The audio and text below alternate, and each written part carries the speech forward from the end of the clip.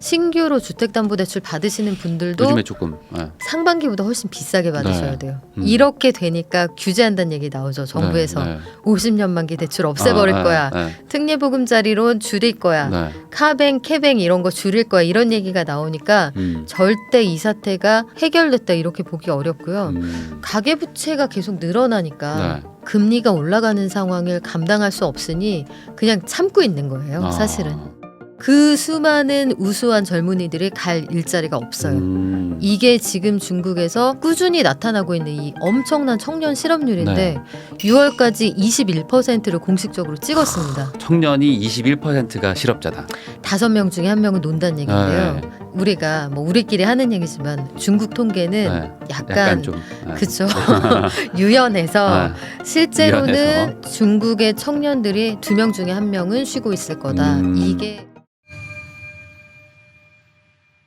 그 최근에 보면은 그 미국 은행들이 뭐 신용등급 뭐 강등되고 하면서 뭐 미국에서 좀 어떤 위기가 오는 거 아닌가 뭐 이렇게 또 생각하는 분들도 있는 것 같아요. 요즘 그 미국 쪽의 어떤 뭐 금융 시장 이쪽에 또 상황은 어떤지 궁금합니다. 좋은데 나빠요. 좋은데 나쁘다. 좋은데 나쁘다. 이게 무슨 얘기냐면 미국의 주요 경제 지표들을 보면 고용 좋고 성장 잘하고 있고 심지어 앞으로 더 성장할 것 같다. 더 잘 될 것 같다. 아마 뉴스들 보시면 경착륙 아니네? 연착륙이네? 이런 게 대세를 이루고 있거든요. 근데 그 와중에 국채금리 같은 걸 보면 국채금리가 급등한다는 건 사람들이 불안해한다는 뜻이거든요. 그런데 국채금리가 급등했어요. 2008년 세계금융위기 이후로 가장 높은 수준으로 미국의 10년물 국채금리가 뛰었는데 그런데 좋아요 경제가. 이게 무슨 말이냐. 미국 경제에서 신용등급 관련해서는 2가지 이슈가 있죠. 하나는 국가신용등급이 강등이 됐다. 두 번째는 미국의 주요 은행들에 대한 신용등급이 강등됐고 혹은 앞으로도 대형 은행들에 대한 신용등급 강등 가능성이 있다. 여기까지가 진행이 되어 있는 상황인데 그럼에도 불구하고 미국 은행? 미국이 큰일 났어? 이런 반응이 나오니까 이거 참 역설적으로 미국이 큰일 났으니까 믿을 건 달러밖에 없구나. 다시 미국으로 가야겠어. 그래서 달러 수요가 다시 늘어나고요. 믿을 건 미국 국채뿐인 것 같아. 미국이 이러면 다른 나라 오죽하겠어? 그래서 다시 미국 국채 수요가 몰리는데 수요가 몰리면 금리가 원래 떨어져야 되거든요. 그걸 이길 만큼 미국 정부가 우리 추가로 빚낼 거야. 국채 더 찍을 거야. 그러니까 이 모든 상황을 이길 만큼 미국 정부가 국채 추가 발행 계획을 밝혔기 때문에 국채 금리가 오르는 거예요. 불안해서 오르고 많이 찍어서 오르고. 그러니까 미국 경제는 지금 좋고 나쁩니다. 전 세계 모든 글로벌 금융시장의 시장금리, 그 금리가 2008년 세계금융위기 이후에 가장 높은 수준으로 튀어 올랐다. 지금 4.26 정도 됩니다. 그런데 거기까지 올라가 있는 상황이라고 하면 뭔가 비상 상황이긴 한 거예요. 여기서 이렇게 올라가 버리면 미국보다 믿을만 하지 않은 다른 나라들은 더 올라가겠죠. 그리고 우리 대출 받을 때 보면 아메리카 국고채 금리가 오른다. 글로벌 금융시장에서 돈 떼우는 도매금리가 오른다. 한국 국고채는 그거보다 금리 더 줘야 시장에서 팔릴 거고 국고채 금리 오르면 내 대출 금리 오른다. 미국 제발 국고채 금리 오르지 마. 사실 대출 받은 분들은 그렇게 생각하셔야 돼요. 그런데 또 이제 금리는 어쩔 수 없이 올라가는 분위기일 수밖에 없는 거다. 그럼 아까 잠깐 얘기해 주셨는데 이 신용등급 강등이라는 게 미국의 어떤 뭐 국가 신용등급이나 은행의 신용등급이 내려간다는 게 어떤 앞으로 어떤 그 상황을 만드는지 그것도 좀 궁금합니다. 신용 등급이라는 게 사람 개인으로 치면 신용 점수 같은 거예요. 우리 집 살려고 할 때 대출 받아야 1등급, 되는데 2등급. 나이스나 KCB 가실 거 아니에요. 나 몇 점이지 봤는데 나 960 나 괜찮네. 그러면 금리도 낮고 1금융권에서 어서 오세요. 저희가 팍팍 꺼드릴게요. 근데 나 900 미만이야. 일단 요거 좀 아슬아슬한데 886 미만이 아마 대출 잘 안 나올 거예요. 그러면 신용등급이 강등된다라는 거는 일단 돈 꾸기도 힘들고 해외에서 투자도 잘 안 들어온다는 네. 얘기입니다. 돈을 꾼다고 해도 금리를 되게 많이 줘야 된다. 네. 그러니까 나라를 믿을만 하냐 믿을만 하지 않느냐 그 얘기인데 파생되는 효과가 굉장히 크고요. 네. 이걸 은행으로 좁혀본다라고 하면 은행도 결국은 돈을 어디서 조달을 해서 그렇죠. 남한테 꿔주면서 장사를 하는 네. 거잖아요. 돈을 꿔오는 그 금리 자체가 껑충 뛰어버리는 거예요. 내가 봤는데 너 좀 믿을만 하지 않아. 너 지난번에 5%에 꺼줬는데 7.5 내라. 네. 싫으면 말고 이렇게 돼버리면 울며 겨자 먹기로 비싼 돈에 원자재를 떼우게 되는 거잖아요. 네. 그런 면에서 굉장히 문제가 됩니다. 그러니까 뭐 원가도 올라가고 뭐 전체적으로 이제 뭐 조달하는 비용들이 좀 네. 어려워질 수 있다. 그렇죠. 그 미국이든 뭐 은행이든 어쨌든 안 좋은 시그널인 건데 네. 반대로 또 경기나 뭐 이런 것도 좋다고 하셨잖아요. 네. 그럼 이게 충분히 상쇄돼서 뭐 소위 말하는 이제 뭐 미국발 뭐 금융위기라든지 뭐 경제 위기가 오는 거냐 안 오는 거냐 이걸 사실 제일 걱정들을 하시는데 네. 이걸 어떻게 좀 알아봐야 될까요? 근데 왜 괜찮으냐? 네. 이것만 있으면 큰일이죠. 네. 이것만 있으면 되게 불안하잖아요. 네.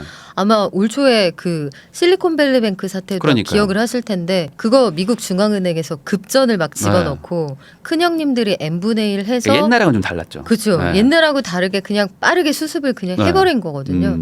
근데 문제는 IRA라고 해서 네. 인플레이션 감축법 있죠. 네. 미국에서 전 세계 반도체 2차 전지 관련해서 일자리 사람 투자 다 미국으로 와. 네. 여기다 공장 짓고 사람 채용 안 하면 네.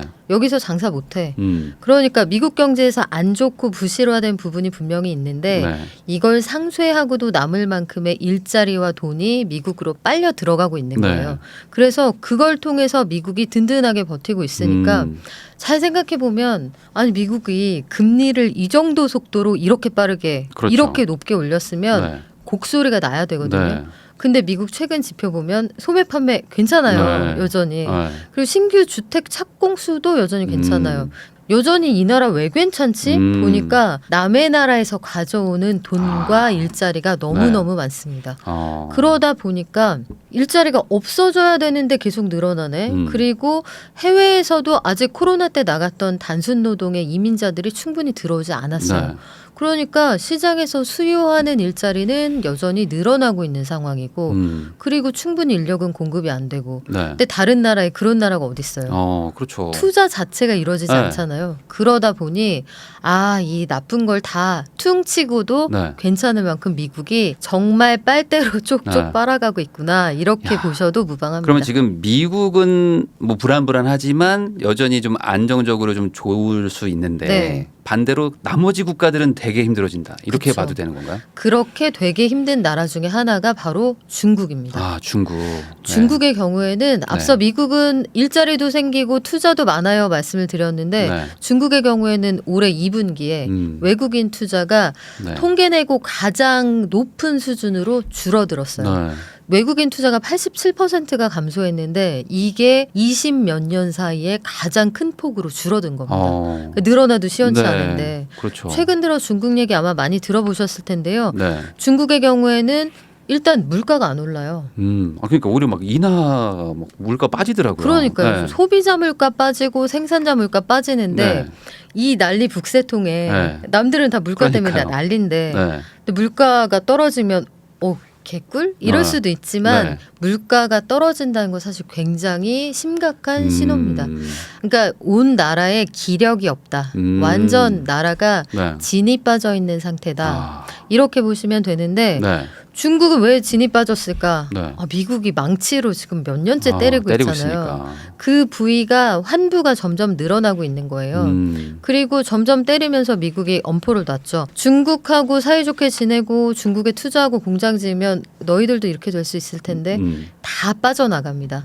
외국인 투자 빠져나가고요. 네. 근데 이렇게 되면 어떤 문제가 생기느냐. 첫 번째, 외화가 충분히 조달이 안 되겠죠. 그렇죠. 달러가 부족한 상황이 나타납니다. 네. 이게 단적으로 위안화 가치가 뚝뚝 떨어지는 걸로 나타나는 거고요. 수출 제조업 중심으로 버텨왔던 그 생산 라인에서 돈을 못 번다. 그렇죠. 괜찮은 일자리가 그쪽에서 하나 사라질 테고요. 네. 다른 한 가지는 거기에서 일자리가 사라지는 그 와중에 중국 정부가 폈던 정책이 있어요. 네. 공동 부유라고 그렇죠. 너 혼자만 잘 살면 네. 욕심쟁이 같이 잘 살아. 네. 너 돈 많아도 집 두 채 사면 욕심쟁이. 네. 한 채만 사야 돼. 두 채 사면 나쁜 사람. 이런 정책을 계속 폈거든요. 빅테크들이 돈 많이 버는 걸 여러 가지 수단을 통해서 회사를 거의 해체 수준으로 만들다 보니까 그 수많은 우수한 젊은이들이 갈 일자리가 없어요. 이게 지금 중국에서 꾸준히 나타나고 있는 이 엄청난 청년 실업률인데 6월까지 21%를 공식적으로 찍었습니다. 청년이 21%가 실업자다. 5명 중에 1명은 논다는 얘기인데요. 우리가 뭐 우리끼리 하는 얘기지만 중국 통계는 약간 좀 그렇죠. 유연해서 실제로는 유연해서. 중국의 청년들이 2명 중에 1명은 쉬고 있을 거다. 이게 안팎 기관들의 공통적인 입장이에요. 7월에는 아예 통계 발표 안 할 거야. 했어요. 이게 8월 15일에 공식적으로 나온 중국 정부 입장인데 통계가 이상한 것 같아서 우리 당분간 발표 안 하려고. 그럼 상황이 이제 어느 정도 유연하게 하기에도 좀 심각하다. 그렇죠. 그렇게 그래서 추정할 수 있다 이거죠. 전체적으로 보면 내수가 무너졌고 수출 안 되고 내수가 살아나려면 일을 해야 돈도 쓰고 집도 사고 차도 사고 할 텐데 일자리가 없으니까요. 그러니까 내수가 살아나기가 굉장히 어려운 그런 상황이고요. 애국 소비도 문제예요. 애국 소비. 애국 소비. 사면 안 되는 브랜드가 너무 많은 거예요. 한국 거 안 돼. 한동안 혐한령 때문에. 너 화장품 너 지금 아모레 쓰는 거니? 아 미안해. 그럼 아모레 못 쓰는 거죠.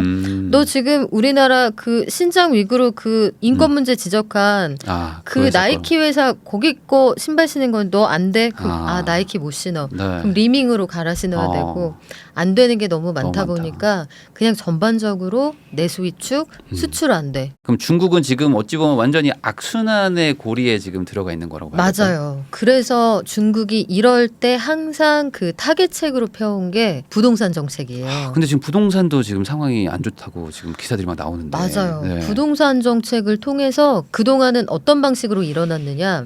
부동산 관련 산업이 중국 GDP의 4분의 1을 차지한다라고 하는데 일단 너무나 많은 지방정부가 있잖아요. 그 지방정부들은 가지고 있는 땅을 부동산 개발회사에 빌려줍니다. 그리고 돈을 받죠. 돈을 받고. 이 토지 개발료를 받고 요걸 가지고 뭐 지방정부에서 이런저런 걸 하는데 지금 경기가 좋지 않으니까 집이 안 팔리고 그동안 발행했던 채권을 이거를 롤오버라고 해서 다시 한번 기간 좀 늘려주세요. 하려고 하는데 아니 내 생각은 좀 다른데 좀 곤란해. 떼일 것 같아 안 빌려주니까 하다 최근에 나온 비구이 위안 이런 회사들은 위안화로 표시된 채권으로 발행해서 돈을 못 꾸니까 달러 표시 채권까지 발행해서 돈을 꿔온 거예요. 네, 아시겠지만 달러 빚이 얼마나 무섭습니까? 가장 무서운 게 달러 빚이라고. 그죠. 엄마 아빠가 맨날 항상 얘기하잖아요. 달러 빚. 그 무서운 달러 빚까지 내야 할 정도에 몰렸는데 달러 빚의 이자를 못 갚은 게 8월 7일 상황이에요. 8월 7일에 근데 못 갚은 달러 빚이 고작이라고 표현해서 좀 그렇지만 300억 원. 300억이 모자라서. 300억이 모자란 건데 니들 돈 많잖아. 비구이 위한 돈 많거든요. 실질적으로 갖고 있는 자산이 한 58조 원 정도 58조. 되고 갖다 당장 팔 수 있는 게 한 210조 원 정도 되는데 근데 니네 왜 그래 봤더니 손해를 너무너무 많이 보기도 했고 안 팔린 집이 쌓여 있고요. 짓다 못 지은 집도 너무 많고 이미 부채 규모가 260조 원에 이릅니다. 그러니까 완전히 자본이 잠식돼 있는 상태인 거예요. 그러면 해결할 방법은 두 가지죠. 빚을 더 낸다. 아니면 빚 갚을 시기를 뒤로 미룬다. 근데 둘 다 안 되는 거예요. 그리고 올해 연말까지 갚아야 되는 돈이 이자만 7조 원이 넘습니다. 근데 급전을 아무도 안 꿔주니까 그래서 중국이 어려운 거예요. 근데 예전에 한번 헝다 사태라고 이거랑 좀 비슷한 일이었는데 그때는 또 이렇게 정부가 뭐 잘 막아서 이렇게 넘어갔던 걸로 저는 알고 있는데 이번에는 다를 것이다 뭐 이런 얘기들도 있더라고요. 헝다 사태가 시작이 된 게 2021년. 그런데 그게 아직 끝난 게 아니에요. 2021년에 그게 촉발이 돼서 헝다 계속. 난리 났어요 하고 헝다가 무너진 다음에 얘네가 무너져서 매출 1위로 등극한 게 이번에 문제가 된 비구이 위안이거든요. 헝다가 해결된 거라고들 생각을 하지만 아직도 채권단 회의 하고 있습니다. 지금도 하고 있는데 중국 공산당에서 지금 니네가 문제가 아니야. 비구이 위안 급하니까 헝다 채권단 회의 약간 미뤄. 일단 미룬 상태예요. 여기 완전 해결된 건 아니고요. 영화 신세계 스타일로 말씀드리면 네. 살려드릴게. 그런 상태입니다. 아직은 아직은 겨우 그렇고요. 그냥 호흡기 정도만. 그렇죠. 네. 비구이 위안도 역시 이거는 정말 철저히 중국 정부의 선택이 될 텐데 네. 살려는 드릴지 아니면 장례를 치를지 요즘 지켜봐야 되지만 지금 장례를 치른다. 네. 비구이 위안이 사이즈가 어느 정도 회사인지 아세요? 모르죠. 비구이 위안이라는 회사가 네. 짓는 아파트는 메이커 있는 거라 그 중국 젊은 사람들이 되게 들어가서 살고 싶어하는 약간 좋은 탑 브랜드 같은 뭐 느낌인가요? 중국에서 뭐 레미안이자 그런 아이파크이자 뭐 그런 느낌이에요. 근데 그 회사가 집을 제대로 못 짓고 파산한다. 이건 보통 일 아닙니다. 이게 그러면 중국에서는 그 은행이 부동산 개발 회사로 바뀐 것뿐이지 또 다시 이제 상단에서 무너지면은 중국발 금융위기 뭐 이런 것들도 좀 우려를 할 상황인가요 지금? 중국은 사회 시스템이 좀 다르잖아요. 네. 그러니까 리먼 사태의 교훈이 굉장히 여러 가지인데 네. 뭐 아주 핵심적으로 차 떼고 포 떼고 들어가 보면 부실한 주택담보대출이 문제였던 네. 거잖아요. 서브프라임이라는 게 한 2등, 3등 되는 애매한 부실 채권을 돌리고 돌려서 이걸 유동화하다 하다 해외까지 갖다 팔다가 그 사달이 난 거잖아요. 네. 근데 이번에 그 SVB 사태 미국이 해결하는 거나 네. 해외에서 해결하는 상황을 보면 초장에 잡는다. 그때처럼 사태를 키우지 그렇죠. 않는다. 네. 우리가 어떤 반칙을 해서라도 중앙선에서 건너서 저쪽 차선 안 막힌다고 그렇게 가면 안 되잖아요. 네. 근데 지금 멋이 중한데 이런 상황이 된 거예요. 네. 저쪽에 불나면 중앙선 침범해서라도 무조건 역주행한다. 그냥, 네. 모든 정부가 그렇게 하고 있는 상황이라 네. 일단 거기까지 안 갈 것 같고요. 제가 2008년에도 현장에 있었거든요. 네. 추석 연휴에 네. 휴가도 못 갔어요. 그 사태가 벌어져서. 네네네. 그 이후로 한 6년 동안 코피가 나도록 주말까지 일했던 기억이 나는데 네. 이번에 중국에서 이런 상황이 벌어지고 있는데 비구이 위안을 무너지게 둘 것 같지는 않습니다. 중국 정부가 전체적으로 굉장히 어려운 상황이라 네. 어떻게든 살려는 놓을 건데 네.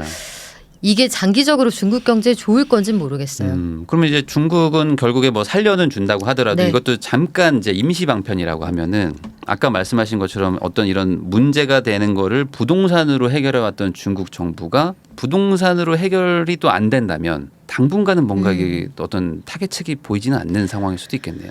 지금 중국 정부가 굉장히 고심하는 게 바로 그런 부분이에요. 네. 그래서 할 수 있는 건 다 하고 있거든요. 그동안 시진핑 3기 되기 전에 쭉 해왔던 정책들을 보면 레드라인 넘지 말아라. 너무 막 명품을 휘감고 다녔던 그런 어떤 재벌들은 네. 정말 철퇴를 맞았어요. 네. 실제로 그 휘감고 다녔던 재벌들이 있었거든요. 있었어요. 하다못해 정말 작은 소품까지 정말 혼쭐이 났고 네. 회사를 쪼개버리거나 네. 뭐 빅테크도 마찬가지로 그랬지만 다시 한번 친기업적인 정책을 펴겠다고 아예 공개적으로 불러서 얘기를 했습니다. 두 번째는 부동산 관련해서 여러 채 가지거나 투자하면 나쁜 사람 취급을 했는데 그런 규정이 슬그머니 빠졌어요. 너희들 사도 돼. 네. 능력 때문에 네. 사도 돼. 그거 빠졌다고. 네. 빠졌고 심지어 형이 생각해보니까 그동안 너무했어. 금리도 내려줄게. 금리 계속 내리고 있죠. 금리 계속 내리고 있어요. 네. 금리 계속 내리고 있는데 네. 근데 금리를 내리는데도 사람들이 돈 꿔서 쓰지 않고 자꾸 저금을 하네. 네. 그런 상황이에요. 지금 2017년 저축률이 중국에서 30% 후반대였는데 네. 작년 저축률이 40% 중반까지 올라옵니다. 중국 분들이 이렇게까지 아껴야지 이런 느낌은 아니었거든요. 굉장히 큰 손이고 네. 딱 시원시원하게. 그러니까요. 네. 근데 소비 패턴이 달라진 거죠. 이 돈을 시장에 다시 나오게 하려고 정말 애쓰고 있고 자영업자 소상공인들 세금 깎아주고 있고 외국인 투자자들에게 차별 안 할게. 그동안 미안했어. 네. 이제는 아마 정책 전반적으로 볼 때 애국 소비 이런 분위기도 좀 줄일 줄이고. 거예요. 네. 항저우 아시안 게임이 또 9월에 개막을 하잖아요. 네. 이제는 뭐 지문 등록 이런 것도 안 하고 네. 한국에 단체 관광객 보낸다고 했잖아요. 네. 또 우리가 이뻐서 그런 게 아니에요. 거기서 단체 관광객이 한국, 일본, 미국도 갈 수 있어야 네. 그래야 관련 산업이 살아날 거 아닙니까? 그렇겠죠. 그러라고 하는 일련의 과정이기 때문에 내년쯤에는 네. 내수를 살리기 위해서는 네. 뭐든지 할 거예요 아마. 지금 아주 어떻게든 살리려고 필사적인 상황이다. 네. 그러면 이게 한국에는 어떤 뭐 제한적인 영향이 온다고 봐야 될까요? 어쨌든 뭐 금융위기나 네. 이런 것들까지 가지 않는다면. 일단 중국이 어떻게든 수습을 할 거라는 믿음을 제가 가지고 있고 네. 두 번째는 중국이 싫든 좋든 밉든 이쁘든 미국이든 어떤 나라든 중국이 무너진다는 건 너무 큰 데미지고 부담이거든요. 네. 그래서 중국을 중국을 미워하는 것 같은 미국 재무장관이 중국이 너무 큰일 나면 안 돼. 제넷 옐런 미 재무장관이 공개적으로 그렇게 얘기를 하는 거예요. 이뻐서가 아니라 나한테 불똥 튈까 봐. 저기도 또 사실 무너지면 그렇죠. 우리도 또 힘드니까. 그래서 다들 분위기가 살려는 드릴게. 그런 지금. 분위기입니다. 그리고 중국이라는 존재가 누구에게는 좀 불편하고 누구에게는 도움이 되고 이럴 수 있지만 부인할 수 없는 사실은 최근 10년 동안 전 세계 성장의 40%가 중국과 맞물려 있었어요. 중국을 배제한 성장이라는 걸 생각하기 어려운 상황이고 앞으로 5년도 중국이 전 세계 경제 한 20%는 해줄 거야. 이런 믿음이 있었어요. 근데 우리 시나리오 전면 교체하고 캐스팅 다시 해야 되는 상황이면 너무 복잡하잖아요. 그렇죠. 그러니까 뭔가 밀당을 하면서 조정이 미세하게 좀 이루어질 것으로 보이고요. 중국 공산당에서도 돈이 있어도 쓰기 어려운 그 눈치 보는 상황을 좀 바꿀 것 같고 수출 관련해서는 결국은 미국의 정치 지형이 바뀌어야 대중 규제가 풀리는 거잖아요. 근데 또 혜성같이 트럼프 전 대통령이 미국 대선판에 그러니까 등판을 한 상황이라 요 되게 스펙타클합니다. 내년에 어떻게 될지 몰라요. 이게 진짜 이 뭔가 변수의 변수가 아직 많다. 이렇게 좀 정리할 수 있을 것 같은데 어쨌든 그래도 좀 희망을 좀 섞어보면 우리나라에는 영향이 좀 그래도 좀 제한적으로 좀 오기를 바라본다. 그래요. 진짜 수출하려면 중국이 너무 많이 망가지면 안 됩니다. 우리한테도 되게 필요한 나라죠. 어찌 보면.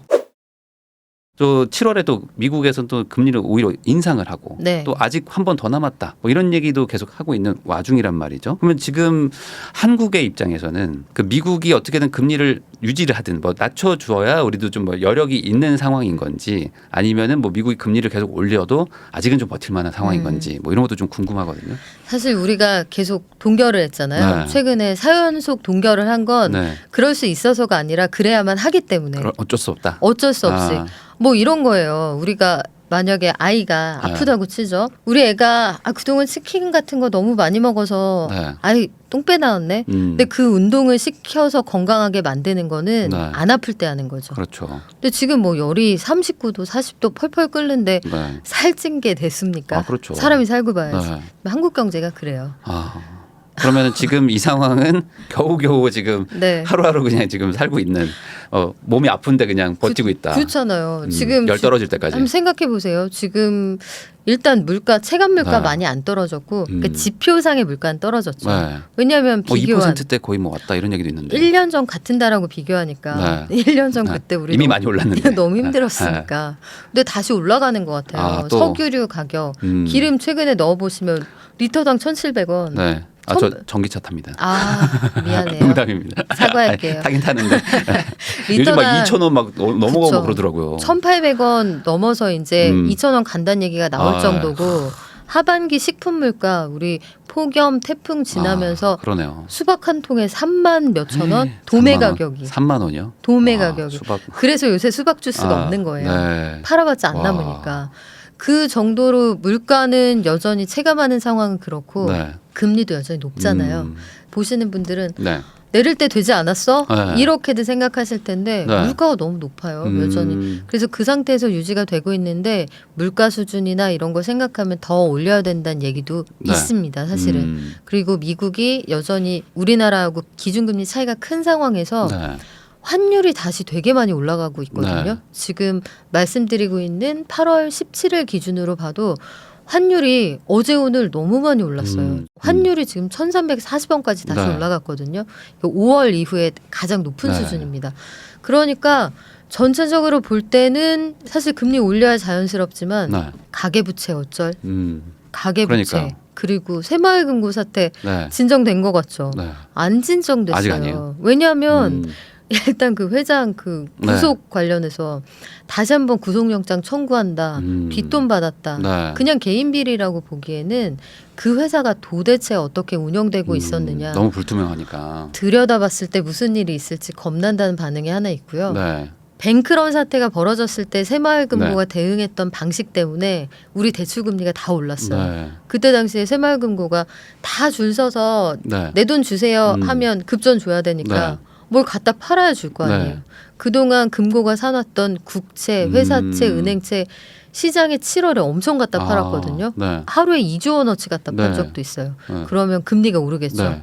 그거 고스란히 다 변동금리에 반영이 됩니다. 꾸준히 시장의 금리 오르고 있고요. 은행채 금리 레벨이 올라가 있어서 네. 신규로 주택담보대출 받으시는 분들도 요즘에 조금 상반기보다 훨씬 비싸게 받으셔야 네. 돼요. 이렇게 되니까 규제한다는 얘기 나오죠. 정부에서. 네. 50년 만기 대출 없애버릴 거야. 특례보금자리론 줄일 거야. 네. 카뱅, 캐뱅 이런 거 줄일 거야. 이런 얘기가 나오니까 절대 이 사태가 해결됐다 이렇게 보기 어렵고요. 가계부채가 계속 늘어나니까 네. 금리가 올라가는 상황을 감당할 수 없으니 그냥 참고 있는 거예요. 사실은. 근데 여기서 미국이 추가로 더 인상을 하게 되면 지금도 2% 차인데 뭐 더 벌어지면 우리도 어쩔 수 없이 올라가지 않겠냐 뭐 이런 얘기 하시는 분들도 있는데 그럴 여력은 좀 없다고 봐야 될까요? 지금 저는 이미 39도인데.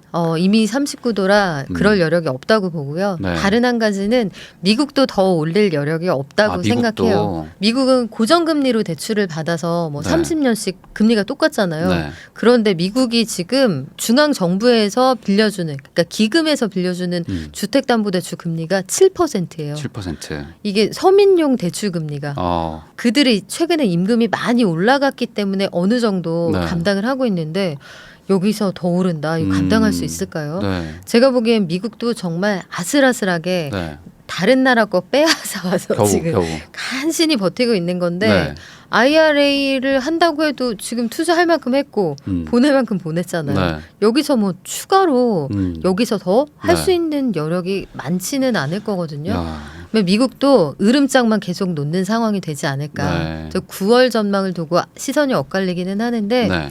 7월 의사록 보고 뉴욕 증시 흔들렸고 그렇긴 합니다만 미국도 더 이상 올리기는 너무 부담스럽다. 경제가 망가질 수 네. 있다. 그리고 고용에서도 서서히 임금 상승폭이 줄어드는 게 보여요. 네. 그러니까 임금이 떨어진다는 건 아니고요. 네. 상승폭이. 막 이만큼씩 올라가다가 요 기울기가 좀 줄어든다. 이런 느낌이 좀 있고 네. 그런 상황에서 미국이 좀 더 오르면 혼내줄까? 말은 좀 그렇지만 말은 이빨은 꽉 깨물지만 네. 때리지는 않는 상황으로 유지를 하고 네. 우리나라도 우리는 우리끼리 정할 수가 없어. 네. 걔들이 올리면 그러니까요. 상황 좀 볼게. 네. 그리고 환율이 올라가지만 일시적이야. 아마 이런 메시지가 나오면서 올해는 그냥 꾸역꾸역 네. 가지 않을까 생각합니다. 그러면 뭐 미국 상황은 그나마 좋고 그렇지만 불안하고 그리고 나머지 나라들이 뭐 좋은 것도 없고 뭐 유럽도 마찬가지고 네. 중국은 되게 지금 힘든 어렵고. 상황이고 우리나라도 뭐 마찬가지로 네. 뭐 좋은 상황이 아니라면은 이런 어떤 뭐 세계 경제가 뭐 당장은 뭐 좋아질 게 없다면 언제쯤 뭔가 좀 좋아질지 아니면 그리고 그렇게 좋아지려면 뭐 어떤 게 좀 바뀌어야 될지라고 생각을 하세요? 미국 경제가 좋아서든 나빠서든 네. 금리를 더 이상 올리지 않을 거야라는 확실한 시그널이 한번 나와야 할 것 같아요. 우리가 더 이상 올릴 만한 체력이 안 돼. 뭐 이런 항복 선언이든 아니면 물가가 너무 잘 잡혔어. 네. 우리가 타겟했던 2% 수준으로 금방 수렴할 것 같아. 그래서 우리는 더 안 올려도 돼라는 사인이 네. 저는 그게 굉장히 선언적인 시점이 될 것 같아요. 네. 그게 하나 필요할 것이고 국제유가 같은 것들 이런 것도 좀 정리가 돼야 될 텐데 최근에 다시 오르잖아요. 네. 이거는 유가 관련해서는 전망하기가 굉장히 어렵기도 하고 상황을 좀 지켜봐야 할 것 같고요. 기준금리가 더 이상 오르지 않고 서서히 내려갈 것만 같아. 네. 내려갈 것 같다는 그 느낌만으로도 안심이 되잖아요. 그러면 금융시장 살아날 테고 네. 뉴욕 시장에서 빅테크들은 금리가 올라가면 정말 쥐약인 회사들 네, 아닙니까? 그러니까요. 그리고 해외에서 매출 비중이 높기 때문에 네. 너무 달러 비율이 높아버리면 불리하거든요. 네. 장사할 때. 그래서 달러 값이 너무 높지 않아도 되는 시점, 미국 금리가 너무 높지 않아도 되는 네. 시점, 달러 인덱스가 충분히 내려가 주는 시점 그때쯤 되면 전체적으로 좀 안정이 된다. 그리고 중국 정부가 이제 마음을 바꿔서 빨리빨리 움직여야죠. 우리 이제 쇄국 정책에 가까운 애국 소비 이런 거 안 할 거야. 안 하고 팍팍 써. 다시. 돈 있는 사람 팍팍 써. 돈 있으면 써도 돼. 이 네. 분위기가 조성이 돼서 중국이 좀 기지개를 켜면 그 두 가지가 굉장히 중요한 사인이라고 보고요. 네. 요게 해결이 좀 되면은 유럽 어려워, 남미 어려워 얘기 계속 나오잖아요. 그러니까 남미도 결국은 달러가 유출되는 그것하고 맞물려 있는 문제이고 유럽은 에너지난 심각하지 않았습니까? 그래서 요거 해결되면서 물가 좀 빠지면 전체적으로 조정이 좀 되지 않을까. 우리는 수출이에요. 네. 어쩔 수 없습니다. 네. 우리나라는 수출이 살아나야 되는데 수출 살아나려면 네. 세계에서 제일 많이 뭐 사서 쓰는 나라 미국, 네. 중국 살아야 그러니까요. 되고 그만큼 덩어리를 좀 비슷하게 해주는 네. 유럽 살아야 유럽에서 되고 살아나야 되는데. 그렇습니다. 근데 그게 당장은 좀 쉽지 않고 그럼 결국에 이제 좀 이게 시간을 좀 보내야 되는 네. 좀 고통스럽지만 좀 참아야 되는 과정이 좀 필요하다. 이렇게 좀 볼 수 있겠네요. 네, 우리 좀 인내가 필요해요. 결국에 시간의 네. 문제다. 우선 이 공급 쪽에서의 지금 부동산 시장은 어떻습니까? 일단은 앞으로 한 2, 3년 동안은 네. 신규 착공이나 신규 인허가 이런 것들이 줄어들어 있는 상황이라 새 집은 부족할 것 같아요. 새 집은 부족하다. 새 집은 왜냐하면 지금 통계를 좀 보면서 말씀을 드리면요. 네. 올해 상반기에 착공 전체적으로 전국 다 합치면 이게 58,475동입니다. 네. 1년 전 같은 기간하고 비교하면 28% 이상 줄었어요. 줄었어요. 줄어들었고 수도권하고 지방으로 나눠보면 수도권에 우리나라 인구의 절반이 모여 그렇죠. 살잖아요. 그런데 수도권의 착공 18,288동 이게 1년 전 같은 기간하고 비교해보면 33% 적은 양이거든요. 네. 지방은 4만 동이 넘기는 한데 여기도 26% 이상 감소한 양입니다. 네. 물론 미분양이나 청약이나 이런 게 지역별로 또 네. 지역 안에서도 그 핵심지별로 온도차가 있긴 하지만 네. 공급이 줄어들면 차후에 2, 3년 뒤에는 네. 부족하다는 얘기가 나오겠죠. 네. 그래서 아마도 그때쯤 되면은 가격이 빠지기는 어려울 것 같아요. 근데 이게 한쪽에서는 또 미분양이 뭐 6만 채 넘게 막 있다 이러고 또 한쪽은 또 공급이 부족하다 이렇게 이게 동시에 나올 수 있는 얘기냐 하면서 또 의문을 갖는 분들도 있는데 네. 이게 좀 상황이 좀 예전하고 좀 다른 것 같아요. 미분양이 지금 현황을 말씀을 드리면요. 1월에 통계가 12,257가구였으니까 한 네. 12% 정도 줄어들었거든요. 네, 일단 수도권의 미분양이 줄어들었다는 건 네. 물론 분양을 약간 뒤로 미룬 효과도 있지만 기존에 쌓여 있던 것도 제법 나가고 있는 게 현실이에요. 네. 인천 어렵다라고 했었는데 인천에서도 지금 나가고 있다. 네. 광명 청약 뭐 안 될 거야. 이거 네. 미분양 될 거야 했는데 그쪽도 완판이 그렇죠. 됐고 네. 전체적으로 보면 미분양 숫자가 전국 단위로 봐도 1월 대비 6월에 10,000호가 줄었습니다. 네. 그러면 하반기 청약을 기다린다는 사람들이 제법 있는 걸 보고 또 미분양 통계에서 통계 자체가 좀 줄어든 걸 보면 종합할 때 분양 일정을 미룬 효과를 감안을 해도 네. 미분양은 감소하고 청약은 늘어나고 하락했던 지역들이 약간 보합까지 가는 그런 분위기가 현재 통계로 잡히더라고요. 네. 그래서 여기에 대한 가치 판단과 별개로 가격이 적어도 보합 혹은 일부 지역은 상승하는 것으로 보입니다. 그러면 이제 뭐 미분양이 있는 것들은 뭐 힘들겠지만 네. 그것도 이제 다 부동산은 뭐 다 지역마다 또 특색과 또 상황이 다른 거니까. 사실 그건 입지와 가격이죠. 네. 네. 이게 지금 청약 시장을 보면 네. 굉장히 사람들이 엄청 또 관심이 뜨겁잖아요. 많다. 네. 이거를 느낄 수가 있는 상황이거든요. 네. 그래서 청약 시장은 새 집이야. 네. 옛날 가격으로 지었으니까 뭐 분양가 상한제 적용된 단지 이런 것들은 가격 경쟁력이 있다고 치자. 네. 근데 다른 데도 오른다고 네. 이런 의문이 저도 있었거든요. 네.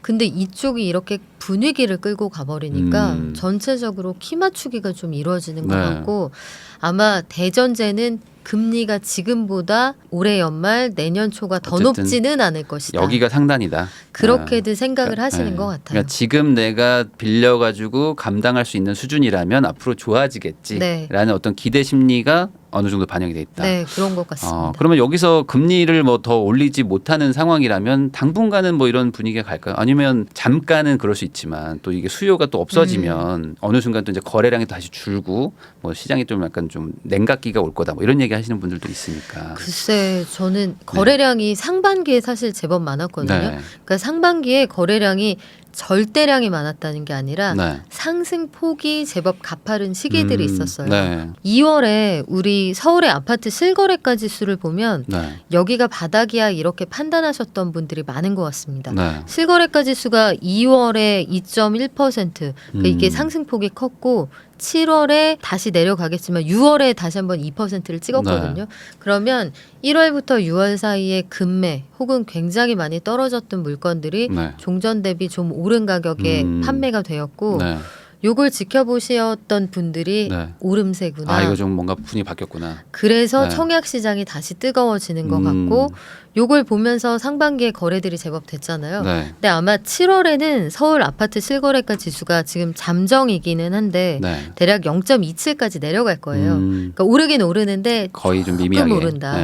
그러니까 이제 사실 분들은 상반기에 많이 샀고 네. 하반기엔 관망세가 좀 짙어질 것 같다. 네. 이런 분위기가 있습니다. 네. 근데 지금은 시장을 섣불리 예단하기가 어려운 게 네. 너무 더울 때 우리 집 보러 안 가잖아요. 그렇죠. 지금은 뭐 사실 비수기. 못 가거든요, 지금. 휴가철이지 너무 덥지 네. 너무 비 많이 왔지 비수기예요. 네. 그러면 진검승부는 이제 찬바람 불면 추석 쳐서 네. 이후에 네. 추석하고 추석까지 뭐 10월 보내고 뭐 이럴 때. 나서 시작이 되는 건데 그때 시장 상황을 좀 봐야겠지만 네. 급등까지는 아니어도 그렇죠. 최소한 보합세는 유지가 될 것 같은 분위기입니다. 아, 이게 이 청약 시장도 보면은 요즘에 이런 마인드들이 많으신 것 같아요. 그러니까 지금 금리도 어쨌든 고점인데 네. 청약을 어쨌든 받으면 뭐 한 2, 3년 뒤에 입주하는 거고 그럼 그때는 지금보다는 금리가 좀 낮아질 것 그쵸. 같고 그리고 공급이 안 되는 것도 뭐 많이 얘기를 좀 네. 하고 있고 건설 비용도 계속 올라가고 있기 네. 때문에 뭐 최근에 뭐 840을 얘기를 했는데도 뭐 지금 시공사가 뭐 안 붙는다 뭐 이런 데들도 있다 보니까 이러면 여러모로 지금 청약을 받는 게 가장 싼 거 아닌가? 뭐 이런 생각도 하는데 이 공급 시장은 당분간 이렇게 좀 살아날 방법은 좀 없을까요? 이게 공급 시장이 공급이 잘 안 되겠죠. 팍팍 아무래도. 살아나기에는 어려워요. 제반 조건을 볼 때 첫 번째 네. 건설사가 돈을 잘 꿀 수 있느냐. 돈을 꿔야지 하니까.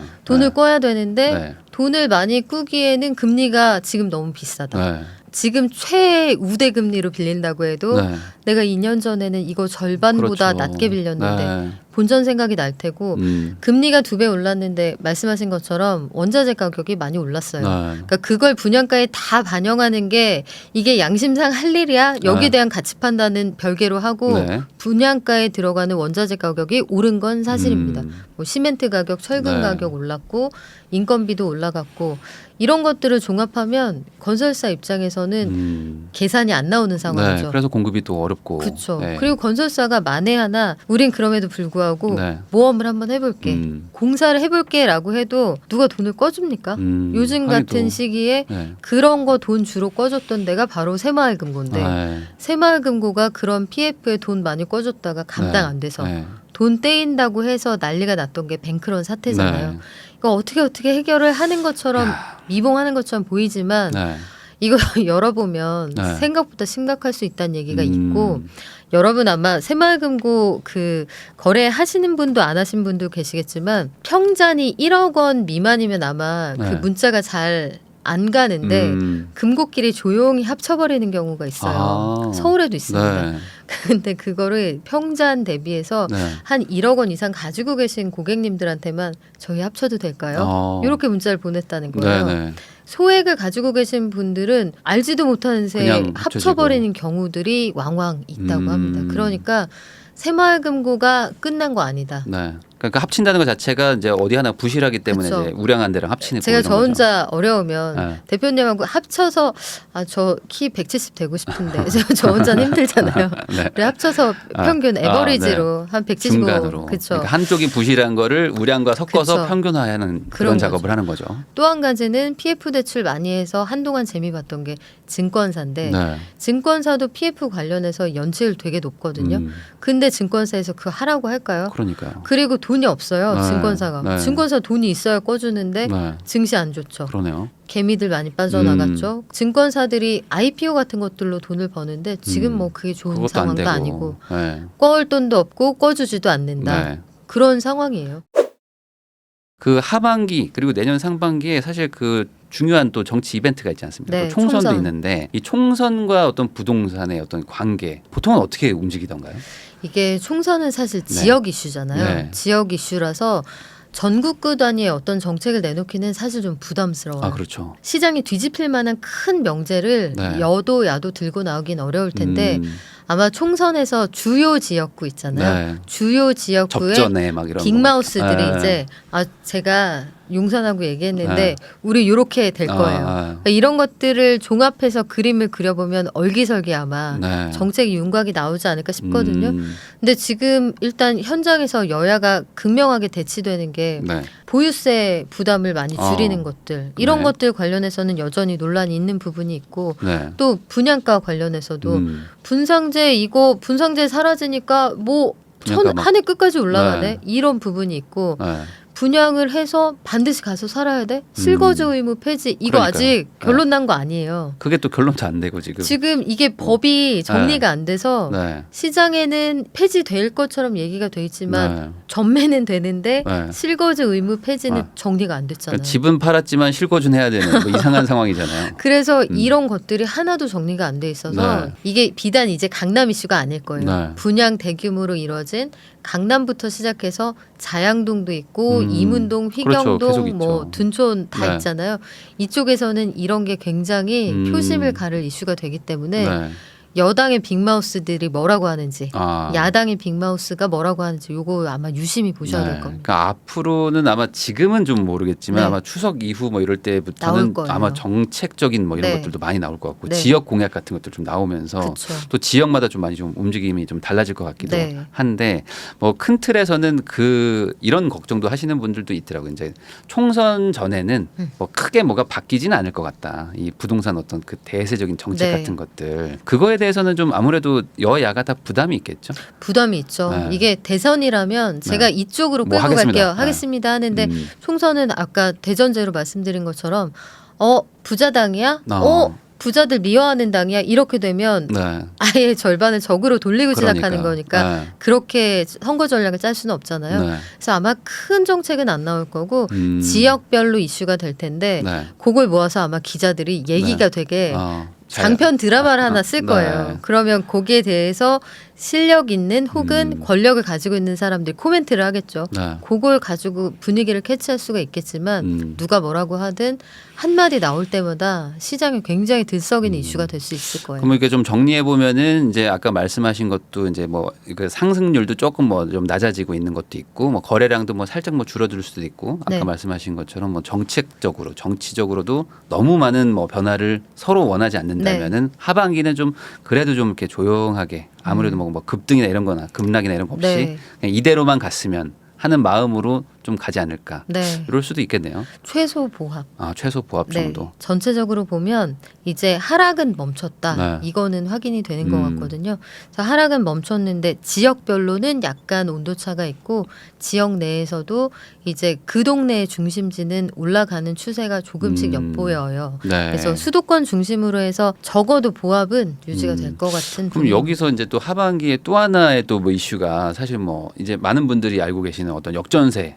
가 또 올 것이다 이런 얘기들도 있는데 어떤 이 역전세 난 이게 어떤 식으로 이제 정리가 될지 결과가 나올지 올해 정부가 내놓은 모든 정책의 흐름을 보면 다 웬만하면 풀어주는 거잖아요. 웬만하면 풀어주고 이제 역전세 관련해서도 집값이 올라버리면 해결되는 문제잖아요. 그렇다 보니 상반기에 집값이 좀 올라서 충격이 100이었다면 그 가운데 한 절반 정도는 집값 상승으로 이미 어느 정도 완충이 된 부분이 있어요. 거래도 좀 어느 정도 늘어나니까. 그렇죠. 그리고 정부가 뭐 느끼시는지 모르겠습니다만 금리가 시장의 논리대로 100% 반영되지 않도록 정책으로 좀 눌러준 부분이 있거든요. 그러다 보니 금리가 예상했던 것보다 조금 완화되는 느낌이 좀 있었을 테고 어느 순간 월세가 막 팍팍 올라가는 거예요. 전세 불안해. 전세 사기도 있어. 해서 월세로 돌리다 보니 월세가 귀해져서 월세가 오르니까 이 돈 줄 바에는 그냥 차라리 목돈 부스러뜨리지 말고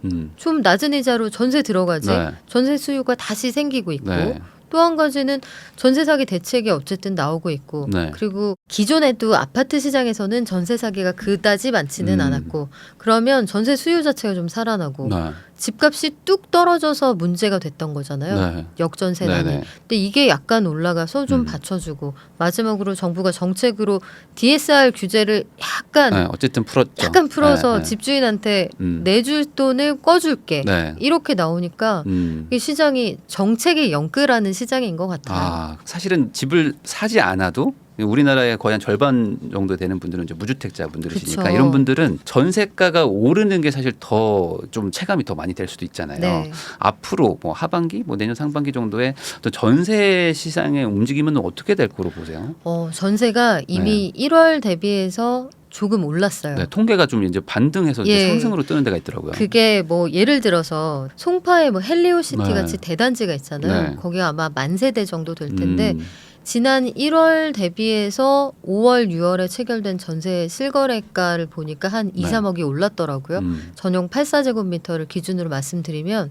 근데 이게 7억에서 지금 시세가 한 10억 정도로 전세가가 올라왔는데 네. 종전에 최고로 전세가 비쌌을 때 가격이 11억 원에서 13억 원 정도. 네. 그러니까 보수적으로 잡아도 한 90% 정도는 이제 회복이 되어 됐고. 있는 거예요. 네.